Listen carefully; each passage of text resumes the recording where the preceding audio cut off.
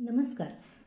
आदरणीय लेखक कथाकार वपू काळे यांच्या 92व्या जन्मदिवसानिमित्ताने साहित्य संपदा आयोजित वपूरवाई वपूंच्या 92 कथांचे वाचन या उपक्रमासाठी मी त्यांच्या अमिताभ चिंटूचे 4 दिवस या कथेचे वाचन करणार आहे. मी सुवर्णा पाटुकले, सातारा. शीर्षक अमिताभ चिंटूचे 4 दिवस. नावावर एक कविता संग्रह, एक कादंबरी, 17 कथासंग्रह, 3 एकांकिका संग्रह, एक लघुनिबंध संग्रह. ह्यापैकी 2 संग्रहांना सरकारी पारितोषिक. एवढा नावलौकिक आणि ग्रंथसाधना असलेला लेखक एकाएकी वेड्यासारखा वागायला लागला तर तुमचा विश्वास बसेल का? तुम्ही कदाचित म्हणाल, लेखक येडपटच असतात, मुद्दाम वेड्यासारखं वागण्याची त्यांना गरजच काय? तरीही रत्नाकर सोनटक्केचं वेड निराळ्या प्रकारचं होतं. खरं तर नेहमीसारखा बसच्या रांगेत तो उभा होता. वर ऊन तळपत होतं. वेड लागायची पाळी आली होती. घाम येऊन येऊन माणसं जर मेणासारखी वितळली असती तर मुंबईत आज फक्त इमारती आणि रस्ते एवढंच उरलं असतं. पण मुंबईकरांना हे नवीन नाही. बस येत नाही आणि हवा इतकी वाईट एवढ्यासाठी कुणी समोरच्या सिनेमाचं पोस्टर फाडेल काय? ध्यानीमनी नसताना सोनटक्के एकाएकी पळत सुटला. अमिताभच्या कोणत्या तरी आगामी चित्रपटाचं पोस्टर फुटपाथवर उभं करण्यात आलं होतं. ते 20 फूट बाय 8 फूटचं असावं. त्या पोस्टरसमोर एक कलिंगडाची हातगाडी उभी होती.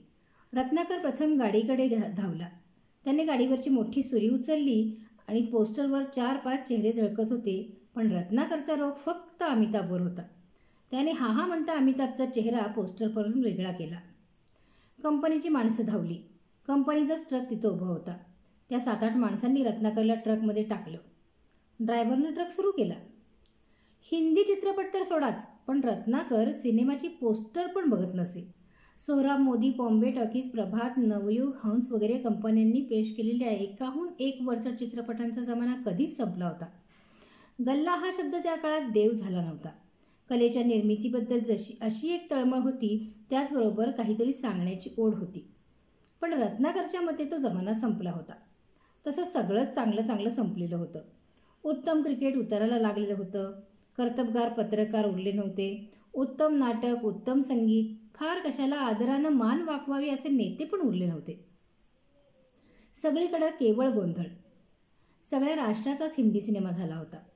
चित्रपटसृष्टीवर कशासाठी प्रेम करावं हेच रत्नाकरला अजून समजलं नव्हतं. चौकाचौकातून बघायचं काय तर पाठ उघड टाकलेल्या बायका आणि पिस्तूल रोखलेले पुरुष. पण रत्नाकरचं नशीब असं की त्याच्या घरात बरोबर ह्या उलट वातावरण. बायको आणि 2ही मुलं सिनेमापायी जवळजवळ मोडीत निघालेल्या. बरं, शेजारी तरी चांगला भेटावा, तो तर साक्षात किल्लमवालाच निघाला. त्याने अमिताभच्या चित्रपटाचे पासेस आणून दिले. लेकीनं आणि कलत्रानं सत्याग्रह केला. रत्नाकरला सिनेमाला ओढून नेलं. थिएटरच्या बाहेर पडल्याबरोबर सुकन्यानं विचारलं, बापू, पिक्चर आवडला? आवडला, पण बिंडे, तुम्ही अगोदर आवडलं म्हणालात. तेवढ्यात सुपत्नी म्हणाली, गोष्टीत काहीतरी खुसपट काढायचं असेल, काढून दाखवाच. पहिल्यापासून कथा इतकी छान गुंफत नेली आहे की. सुकन्या म्हणाली, मला फक्त अमिताभ कसा वाटला ते सांगा. रत्नाकर प्रामाणिकपणे म्हणाला, अमिताभबद्दल प्रश्नच नाही. म्हणजे मी उगीच पागल नाही ना झाले?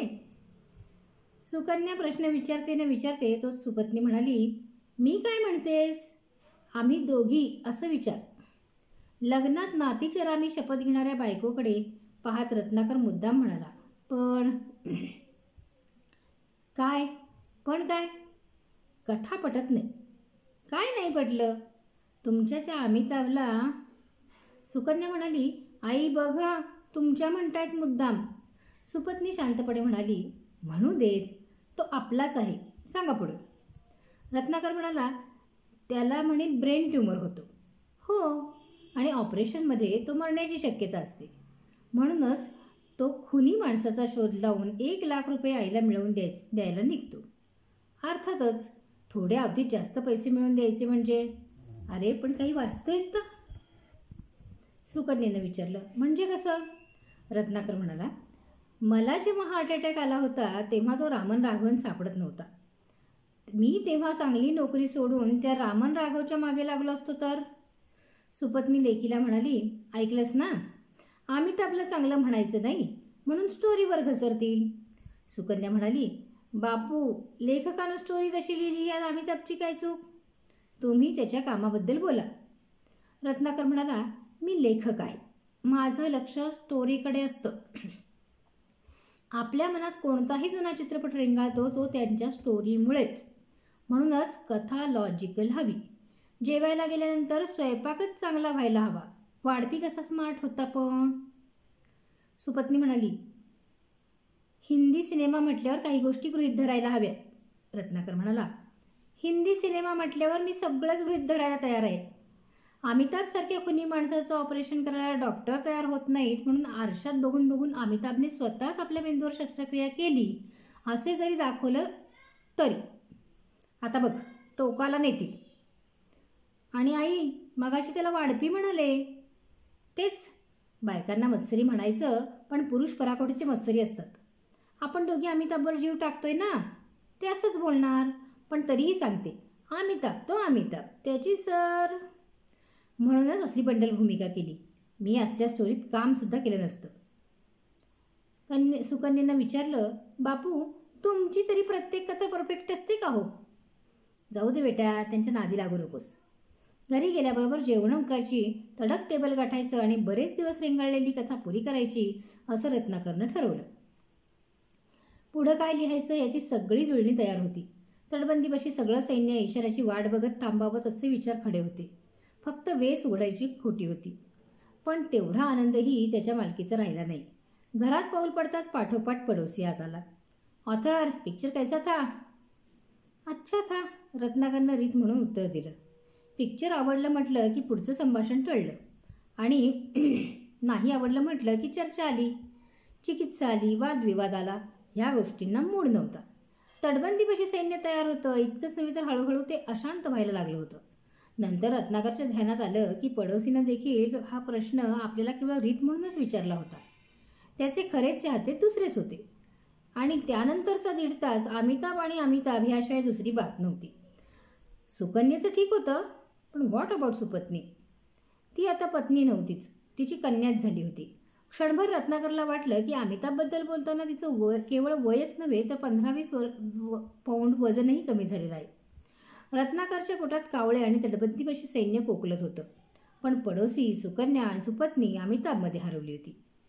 जया सध्या त्याच्याबरोबर कशी वागते याचं पडोसीकडून वर्णन ऐकता ऐकता भूक लागलेल्या नवऱ्याशी ह्या क्षणी आपण कशा वागत आहोत हे सुपत्नी साफ विसरली होती. पडोसी कटता कटेना. शेवटी त्याच्या घरातला फोन वाजला. ऐकून आला तेव्हा तो उठला. दार लावून घेत रत्नाकर त्या दोघींना म्हणाला, एवढी भक्ती परमेश्वराची केली असती तर साक्षात प्रभू रामचंद्रांना दर्शन दिलं असतं. सुपत्नी म्हणाली, रामापेक्षा आम्हाला 2 मिनिटं अमिताभ भेटला तरी खूप झालं. मग आयुष्यात काही नको. सुकन्या म्हणाली, आई, आयडिया, आपण रामालाच रिक्वेस्ट करायची का की तू 10 अवतार घेतलेस, आता अमिताभचा मेकअप कर आणि भेट. सुपत्नी म्हणाली, अमिताभच्या रूपात ये आणि अंगावर कंप्लीट व्हाईट ड्रेस हवा. त्यानंतर मायलेकींनी कपडे बदलले आणि मग जेवणं झाली. झोपता झोपता रत्नाकरनं विचारलं, कुणाची पत्र, फोन? तुमचे प्रकाशक मुळे. त्यांचा फोन होता. तुम्हाला उद्या फोन करायला सांगितलं आहे. मुळ्यांच्या ऑफिसात ना? नाही, आणखीन एक नंबर दिला आहे त्यांनी. लिहून ठेवला आहे का नीट? पाठ आहे, 472014. रत्नाकर आश्चर्यानं म्हणाला, नंबर लक्षात राहिला? नवल आहे. सुपत्नी म्हणाली, मी अमर अकबर 4 वेळा पाहिला, शोले 7 वेळा पाहिलाय. 4वर 7 47, पुढचे आकडे 2014 म्हणजे अमिताभच्या एका मोठ्यांचा नंबर. सोपा तर आहे. दुसऱ्या दिवशी डिक्टेशन देताना रत्नाकर सहज स्टेनोला म्हणाला, काल तुमचा तो अमिताभ पाहिला. अय्या, कोणतं पिक्चर? मजबूर. मजबूर म्हटल्याबरोबर स्टेनो उई करून ओरडली. तिने खुर्चीतल्या खुर्चीत उडी मारली. लोपेस साहेबांनी खूण करून काय झालं म्हणून विचारलं.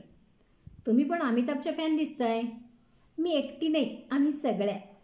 म्हणजे कोण कोण? माझी 3 वर्षाची भाची आहे, तिच्यापासून माझ्या आत्तेपर्यंत. आत्याही? त्यांचं वय? ती आता 52 वर्षाची आहे. माझ्या भावानं आम्हा सगळ्यांना मजेदार नावं ठेवलीत. म्हणजे कशी? माझं नाव उषा, तेव्हा तो मला उषा फॅन म्हणतो. भाचीला हातातला छोटा जपानी फॅन म्हणतो. मोठ्या बहिणीला टेबल फॅन म्हणतो. आईला सिलिंग फॅन म्हणतो. फक्त आत्याला काय म्हणायचं ते? रत्नाकर किंचित उपरोधानं म्हणाला, एक्झॉस्ट फॅन म्हणा. लंच अवरमध्ये कोणीतरी पिक्चरचा विषय काढला. संभाषणाची गाडी अमिताभवर आली. बाबूराव कुलकर्णींनी रत्नाकरला विचारलं, तुम्हाला अमिताभचं इन्फेक्शन झालं की नाही? इम्पॉसिबल. आमच्या घरी जाता येता विषय सिनेमा नटनट्या हाच असतो. चिरंजीव तर ए फॉर ॲपल न म्हणता A for Amitabh, B for Babita, C for Chintu, D for Dharmendra, H for Hema असं काहीतरी म्हणतो. तुम्ही अशा वेळी काय करता? कानाखाली आवाज करतो. रत्नाकर म्हणाला, आम्हाला तुमचा हेवा वाटतो. का? तुमच्यात तशी हिंमत आहे म्हणून. बाबूराव म्हणाले, तुमच्या घरी असं काही होणारच नाही. तुम्ही लेखक. तुमच्या घरी सतत उडबस होणार ती विचारवंतांची. तुमची मंडळी तुमच्यासारखी झाली असतील. बाबूराव, भ्रम आहे भ्रम. आमच्या घरी आमची सुकन्या आणि पत्नी परमपूज्य मा दोन्ही गॉन केसेस. आमच्या बायकोला एकदाच अमिताभच्या आईची आणि मुलीला त्यांच्या बहिणीची भूमिका करायची. बाबूरावांनी विचारलं, आई बहीण ह्या भूमिकेत काय चार्म? बायको म्हणते, अमिताभ एकदा तरी मा असा टाहोफोडीत मिठी मारील की नाही? आणि मुलगी म्हणते, भैया असं म्हणत मी त्याला मिठी मारीन. बाबूराव गंभीर होत म्हणाले, सोनटक्के, फॅमिलीला आवरा. आवरा काय? त्यांचं तर असं म्हणणं आहे की असे सीन्स टाकून मीच एक कथा लिहावी. सोनटक्केनं सर एवढं सांगताच बाबूरावांना निराळा स्वरूप आला. ते म्हणाले, समजा उद्या एखाद्या प्रोड्युसरने तुम्हाला एका कथेचे 25,000 रुपये दिले. तुमच्यासहित सगळ्यांना सिनेमात काम दिलं. त्याचे वर 1,00,000 रुपये दिले. तर तुम्ही काय कराल? विचार करा. रत्नाकरनं काहीच उत्तर दिलं नाही. पण रात्री एक भयानक स्वप्न पडल्यामुळे तो रात्रभर जागा राहिला. त्या स्वप्नात अमिताभ मध्ये झोपला होता. एका बाजूला रत्नाकरची सुपत्नी आणि एका बाजूला सुकन्या. तिघंही एकमेकांना मिठ्या मारून रडत होते आणि समोरच्या भिंतीवर रत्नाकरचा हार घातलेला फोटो होता. दुसऱ्या दिवशी बाबूरावांनी पुन्हा विचारलं, एक वेळ तुम्ही काम करू नका, पण स्टोरीचं काय? 25,000. रत्नाकर म्हणाला, आमच्या फॅमिलीला काम मिळालंच तर मी कथेत असं दाखवील की अमिताभची आई त्याच्या लहानपणीच त्याला सोडून गेली आहे. त्यामुळे त्या घरात आईचा फक्त फोटो, फार तर पुतळा आहे. That's all. आईचा म्हणजे मिसेस सोनटक्क्यांचा? यस. मग बहिणीचं काय?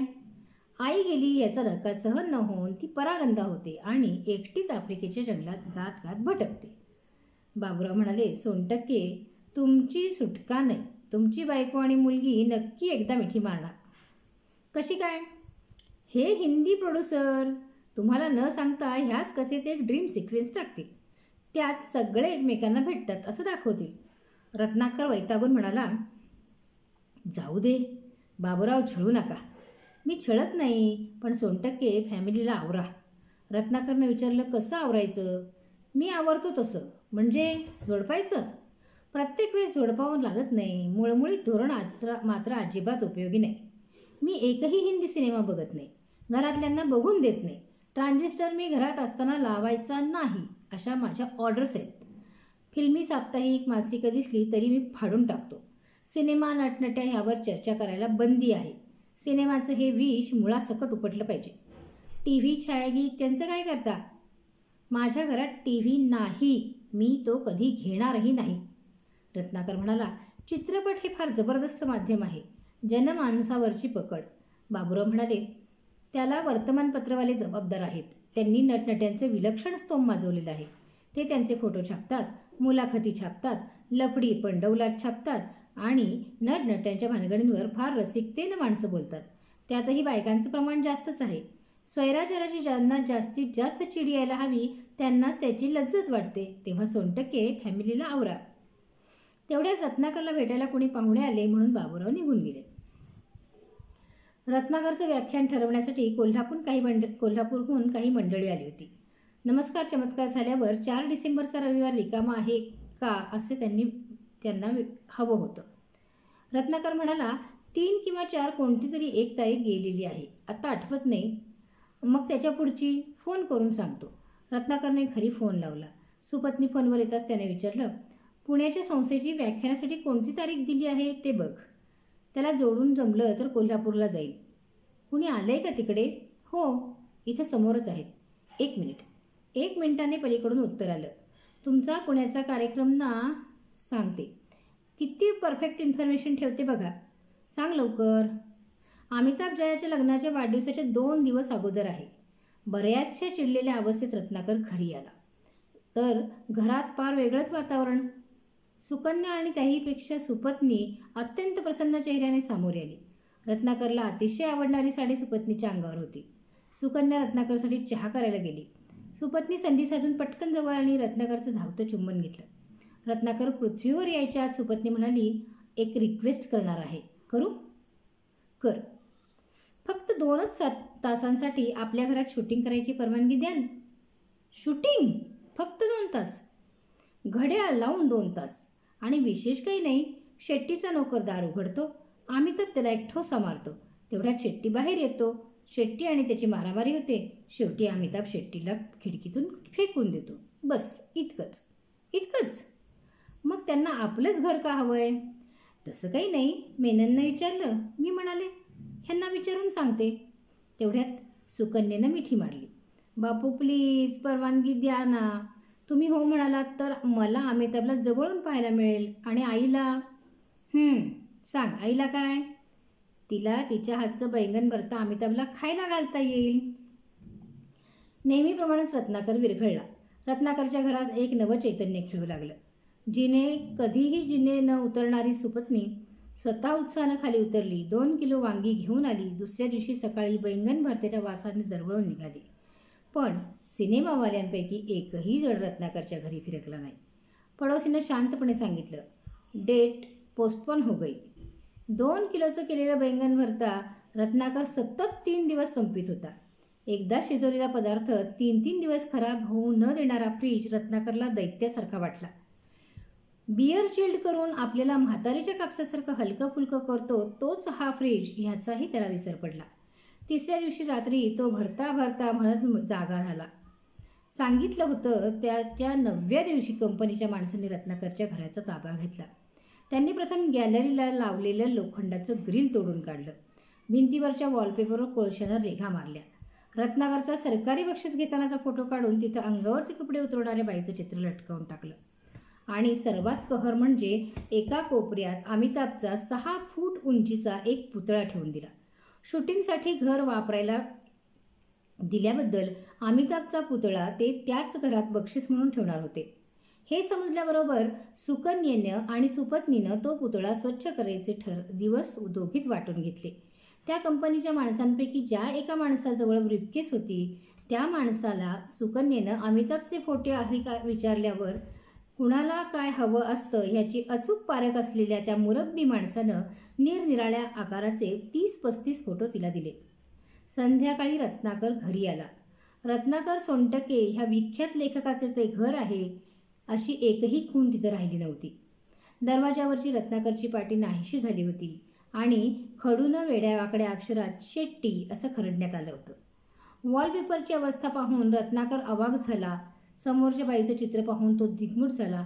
सेंटर टेबलवरच्या काचेचे 3 तुकडे पाहून तो निश्शब्द झाला. गॅलरीचं तोडलेलं ग्रिल नजरेला पडताच तो किंकर्तव्यमूढ झाला आणि समोरचा 6 फुटी अमिताभचा पुतळा पाहून तर तो पांढराच पडला. सुपत्नी प्रसन्नतेनं म्हणाली, ही सगळी खोली पहिल्यासारखी करून देणार आहेत आणि हा पुतळा तो इथंच राहणार आहे शूटिंगसाठी आणि नंतरही. म्हणजे आपण त्यांना शूटिंगसाठी आपलं घर देणार म्हणून त्यांनी हा पुतळा आपल्यालाच दिलाय. अगं पण तेवढ्यात सुकन्या धावत आली.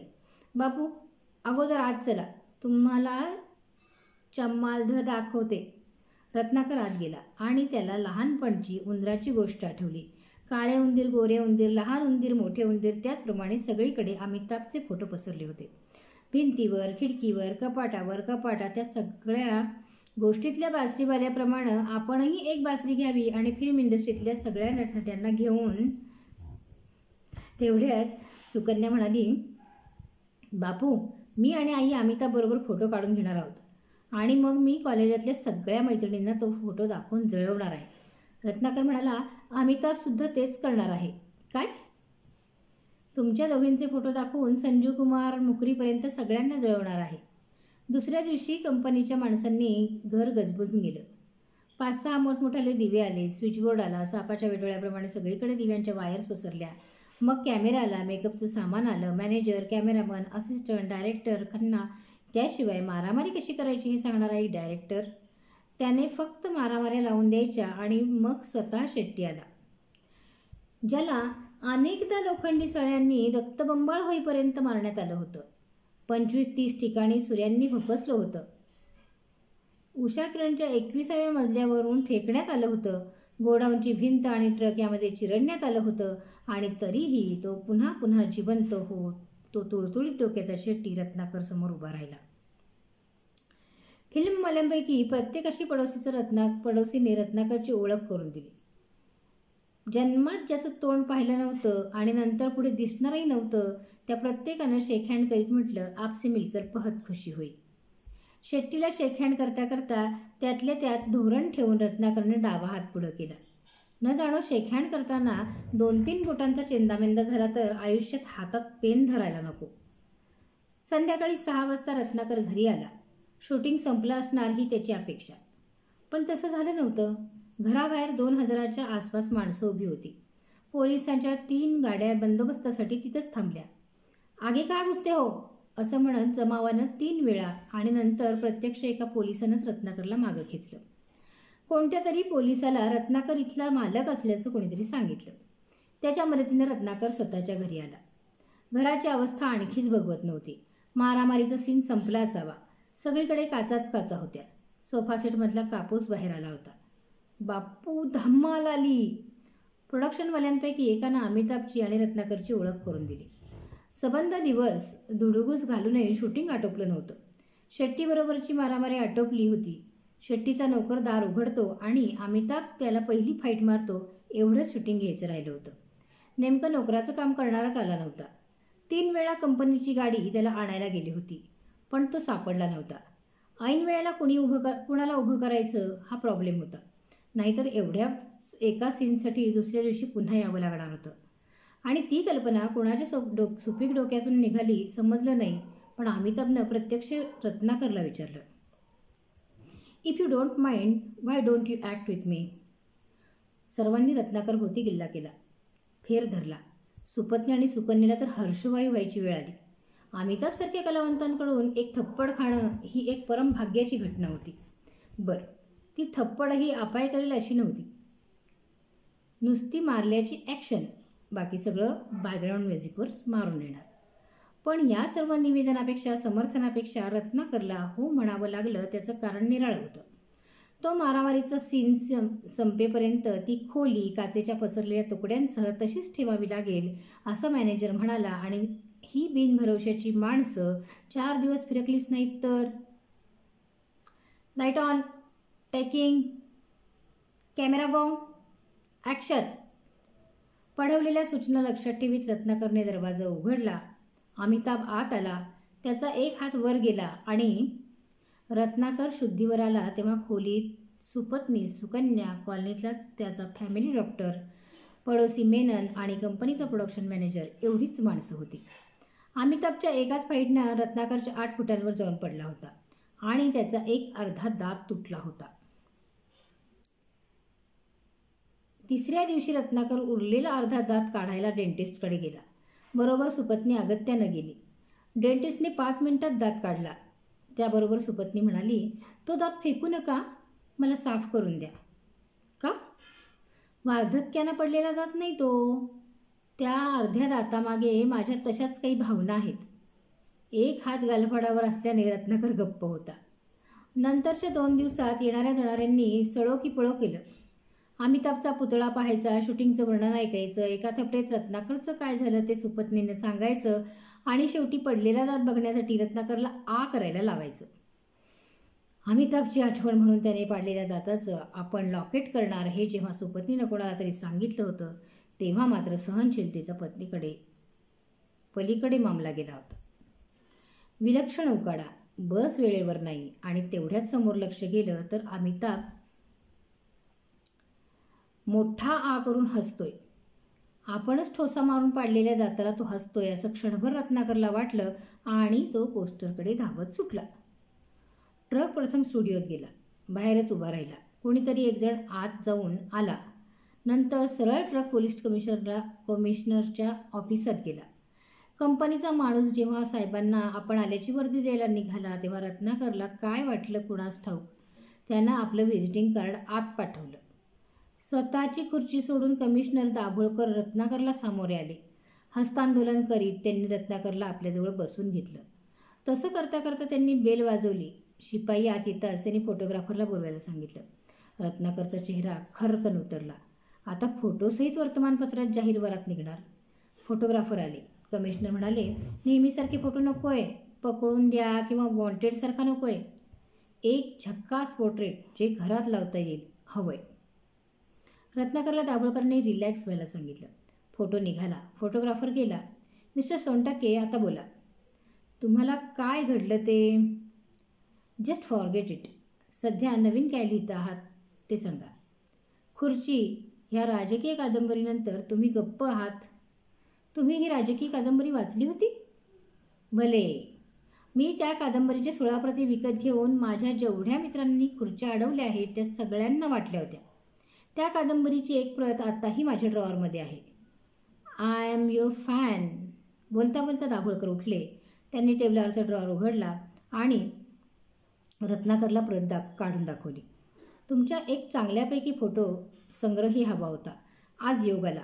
आमच्या कमिशनरबाई आता खुश होतील. त्यांनी तर तुमच्या काही कविता पाठ केल्या आहेत. तुमचा फोटो घरी नुसता दाखवला तरी आम्हाला फर्स्ट क्लास जेवण मिळेल. नंतर नॉनव्हेज मिळणार नाही, फक्त नॉनव्हेज मिळणार नाही.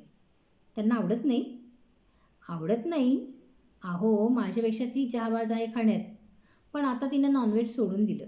काही खास कारण? अमिताभ नॉनव्हेज खात नाही म्हणे. रत्नाकरचा चेहरा बदलला. दाभोळकर हसले आणि म्हणाले, आय एम सॉरी. मला आता काय प्रकार घडला ते सांगा.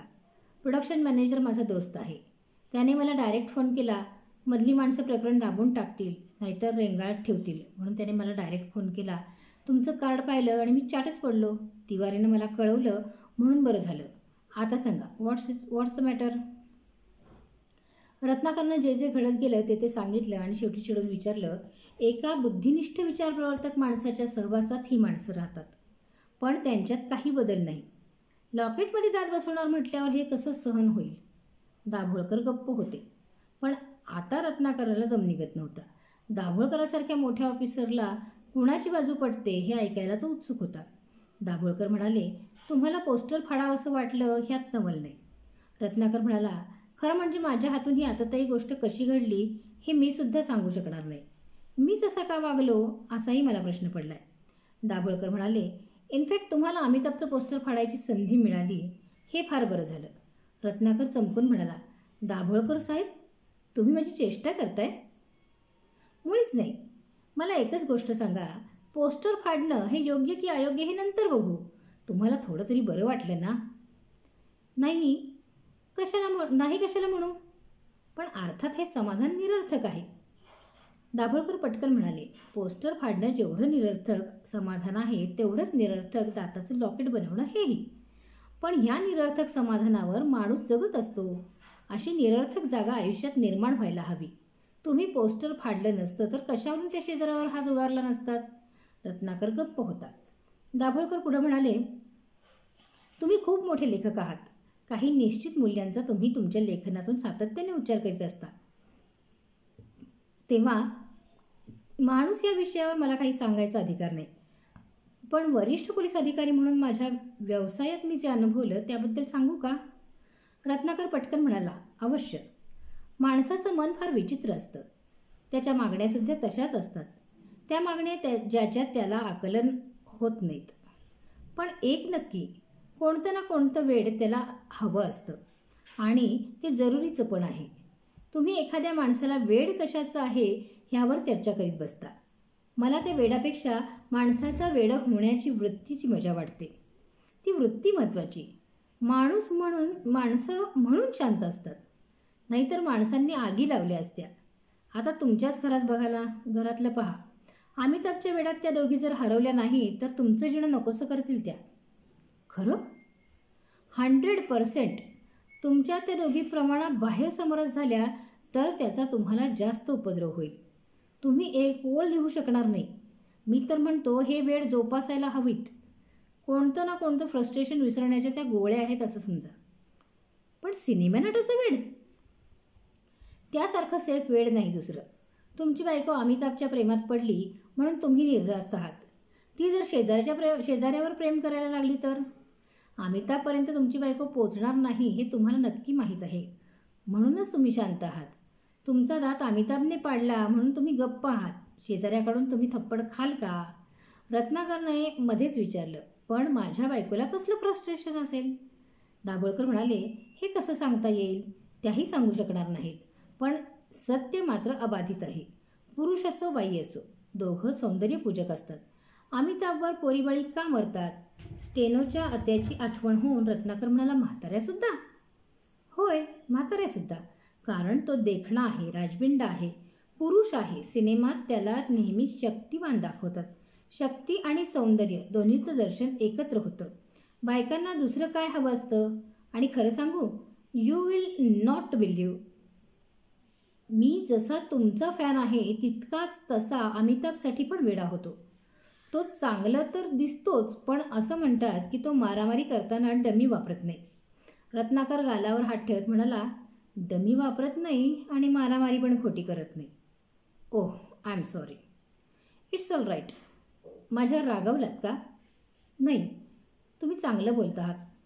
त्याची मला कल्पना नाही. मी अनुभवाचं बोलतोय. माणसाला स्वप्नरंजन हवं असतं. तो त्याशिवाय जगू शकणार नाही. सिनेमाचं जग, त्यातलं वैभव, गुन्हेगारी, मारामारी आणि शृंगार हे सगळं खोटं आहे, फसवं आहे. म्हणूनच हे जग अजून चाललंय. तुमच्या बायकोनं दात सांभाळून ठेवला. लोक तर नटनट्यांच्या अंगावरचे कपडे कापून त्याचे तुकडे पण ठेवतात. नंबर प्लेट्स पळवतात. इथं अशा किती तक्रारी येतात सांगू? हे फिल्मीवाल्यांचं जगच फार विलक्षण आहे. रत्नाकर पुरता भारावला होता. आपण एवढी पुस्तकं लिहिली पण तरीही सांगण्यासारखं खूप उरलं होतं. दाभोळकर म्हणाले, तुम्ही लेखक आहात म्हणून मुद्दाम सविस्तर बोलतोय मी. आमच्या डिपार्टमेंटचे एक अनुभव सांगतो. तसं पोलीस रेकॉर्ड आहे. ज्या झोपडपट्टीजवळ सिनेमाचे थिएटर्स आहेत तिथं गुन्हे कमी होतात. मारामाऱ्यांचं प्रमाण पण कमी असतं. त्यामुळं मला नेहमी वाटतं की समर्थन करता येणार नाही अशी जी काही वेळं असतात किंवा गरजा असतात त्यापैकी एक गरज चित्रपटवाले पुरी करत आहेत. आता एक आहे, तुमच्यासारख्या विचारवंत माणसाला हे पटणार नाही, तरीही त्यांच्यावर एक उपाय आहे. पाहिजे तर सांगतो. जरूर. If the rape is inevitable then relax and enjoy. पण दुसरं असं आहे सोनटके, ह्या लाटा फार झपाट्यानं ओसरतात. चिरंतन काही नाही. सर्व कलेत वाङ्मय म्हणजे शब्दच मागे उरतात. बाकी सर्व जातं आणि चित्रपट व्यवसायात तर जाणारी गोष्ट प्रचंड वेगाने जाते. 4 दिवस अमिताभचे, 4 दिवस आणखीन कुणाचे तरी. तुम्ही लेखक आहात. वाचकांना हिलावून सोडता. तुमच्या कथेतल्या पात्रांशी तुम्ही एकजीव होता. त्यांच्या भावविश्वाशी तुम्ही नातं जोडता. त्याचप्रमाणे तुम्ही घरातल्या माणसांशी एकरूप व्हा आणि मजेत राहा. बोलता बोलता दाभोळकरांनी ड्रॉवर उघडला आणि आतून 10-12 अमिताभचे फोटो काढले. त्यातला एक फोटो रत्नाकरला देत ते म्हणाले, हा फोटो अत्यंत दुर्मिळ फोटो आहे. हा तुमच्या मुलीला द्या आणि ती कशी वेडी होते ते पहा. Thank you very much. थँक्यू काय, तुम्हाला तसं कोण सोडतंय? Let us have a nice lunch. आज मी तुमच्याबरोबर लंचला गेलो होतो हे सांगून बायकोला थोडा जळवतो. पण ते पोस्टरचं ते माझ्यावर सोपवा. तुम्ही घरी जा आणि काहीतरी झकास प्रसवा. दाभोळकर प्रसन्नपणे हसले. अमिताभचे फोटो आणि तेही आपण आणले म्हटल्यावर सुकन्या आणि सुपत्नी खरोखरच खुश होणार होती. एक फोटो म्हणता म्हणता दाभोळकरांनी सगळेच फोटो दिले होते. रत्नाकर घरी आला. पाहतो तो अमिताभचा पुतळा निर्वासितासारखा जिन्याच्या पायरीशी उभा होता. त्या पुतळ्याकडे बघत बघत त्यानं बेल वाजवली. सुकन्यानं दार उघडलं. रत्नाकरला मिठी मारली आणि ती म्हणाली, बाप्पू, आणखीन एक धम्मालच. अमिताभची का? अमिताभ नाही, चिंटू. चिंटू कोण? ऋषी कपूर. बापू, तो तर इतका चिकणा आहे, क्यूट. आणखीन? उद्या आपल्या घरी चिंटूचं मारामारीचं शूटिंग आहे. बापू, परवानगी द्याल? गालावर हात ठेवत रत्नाकर म्हणाला, जरूर. अजून 31 दात शाबूत आहेत.